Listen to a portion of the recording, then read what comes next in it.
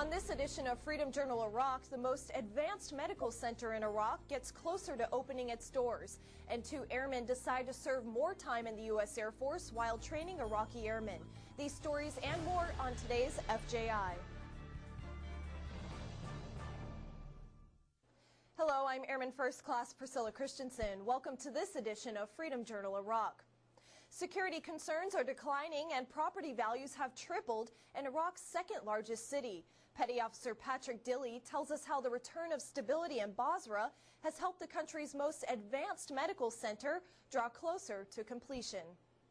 It hasn't been quite as easy as this, but things are coming together at Basra Children's Hospital. More than 3.5 years after breaking ground, the Army Corps of Engineers managed construction project is 90% complete, and more than $50 million worth of specialized equipment and training is coming from U.S. and international sources committed to healing Iraq's youth. We thought that they should have a fine hospital where children who were suffering from cancer would have some place where they could go to get top-notch care. The roughly 64,000 square foot hospital will house some of the most state-of-the-art oncology equipment and will offer Iraqi children a similar level of cancer treatment found in most major U.S. cities. The construction has been difficult, but as I look ahead at what they're about to take on, to us this would be something normal for a Western country to take on or open a hospital like this, but not for them. This is the most complex hospital that's been built in Iraq in 30 years.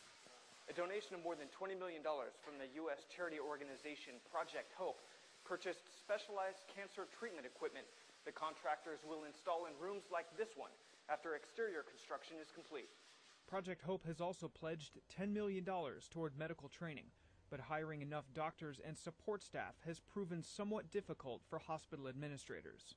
It's not affecting the schedule of building a facility, just the move-in of some of the high-tech equipment like the linear accelerator and items that are specialized for treatment of cancer. Maintenance of such equipment is highly specialized and requires technicians to attend training outside the country. The total project cost is estimated at nearly $164 million, including nearly $10 million from Iraq's Ministry of Health for medical supplies and service contracts. A third of the project's total cost was spent by another contractor between January 2005 and June of 2006, but security and labor concerns ended their work prematurely. The Corps' Gulf Region South District Office took over construction in July 2006. Construction should wrap late this year with limited medical service available in the middle of next year, but equipment installation and recruiting staff is expected to last several more years. Petty Officer Patrick Dilley, Basra, Iraq. In support of the Iraqi Air Force, U.S. Air Force training instructors, or TIs, are deployed to Iraq to help train Iraqis in their basic training course. 2 of the TIs currently deployed to Camp Taji have made the decision to re-enlist and serve more time in the U.S. Air Force. I chose to re-enlist in Iraq because I want to be a part of something that's very rare. Here, during this rotation, we graduated 283 trainees, which is very rare. It's the largest class of trainees that we graduated, and I wanted to be able to dedicate myself back to my own country during part of their ceremony. I think to be able to reaffirm my dedication to my country lets them know that not only am I loyal to my country and also to the United States Air Force, but I'm also dedicated to the job that I do. The TIs learned a lot about Iraqi culture and were able to see their hard work pay off. Out of my tour, I've just learned so much about actual Iraqi culture, and I spent 6 months working with the same instructor staff, and they became my friends, and I just learned so much about Iraqi culture, about their lives here in Iraq, and what we're actually helping them trying to build here in Iraq, and building it a safe place. And I've never been anywhere else in the world outside the country, and just learning about other people. And today, seeing the graduation and seeing something that I spent countless hours on, along with it, working with the Iraqis, and it finally coming to fruition and just happening, it was really neat and it was really exciting. These 2 TIs helped oversee the Iraqi Air Force basic training, which will ensure these airmen are properly trained to keep their aircraft flying and their country protected. Coming up, how U.S. and Iraqi leaders have restored drinkable water to over 1 million Iraqi homes. Here's your raid report. Coalition forces detained 8 suspected terrorists in central and northern Iraq. The suspects are alleged members of al-Qaeda in Iraq, foreign terrorist facilitation networks, and bombing networks. Iraqi security forces found 2 weapons caches in the Rashid district of southern Baghdad. The caches include mortar rounds, RPG rounds, and an anti-armor RPG round. U.S. soldiers detained 3 known criminals in Rashid district of southern Baghdad.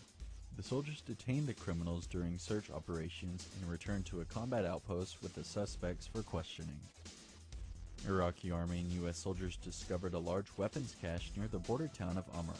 The soldiers found explosively formed projectile plates, rockets, mortars, and sniper rifles. And that's your raid report. I'm Petty Officer Nathan Gomez.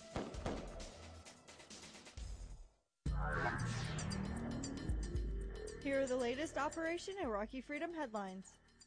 A Defense Ministry spokesman said 684 wanted individuals were detained, including 16 al-Qaeda leaders, during the security operation in Diyala. He said hundreds of other wanted individuals surrendered themselves during the last days of the amnesty.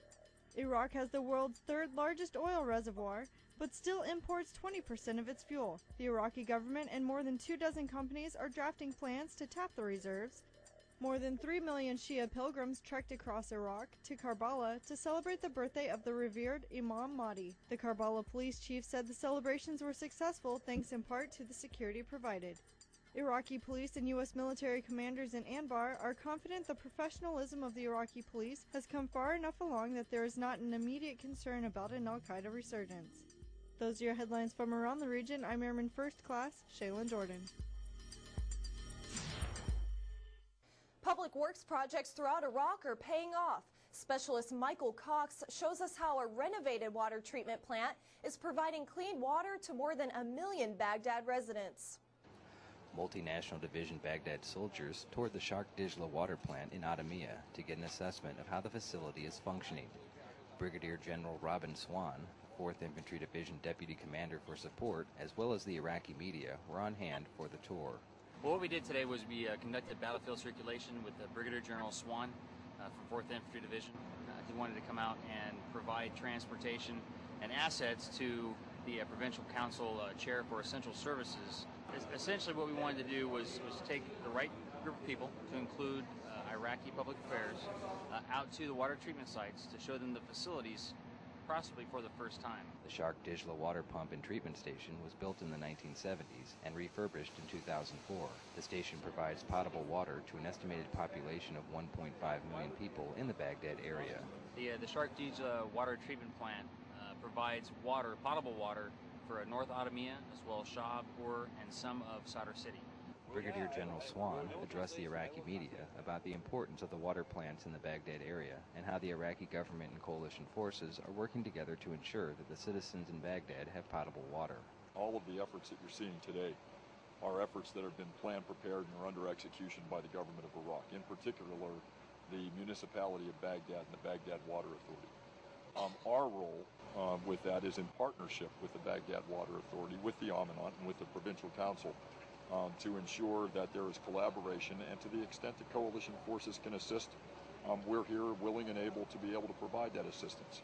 There are over 102 water plant projects underway throughout Baghdad in order to provide clean and safe water for its citizens. Specialist Michael Cox, 3rd Brigade Combat Team, 4th Infantry Division Public Affairs Office, Baghdad, Iraq. And that wraps up this edition of our program. Be sure to log on to mnf-iraq.com, where you can learn all about the progress coalition forces are making throughout the country. If you have story ideas, we'd love to hear them. Just email us at fji@iraq.centcom.mil. From all of us here at AFN and Freedom Journal Iraq, thanks for watching, and we'll see you next time.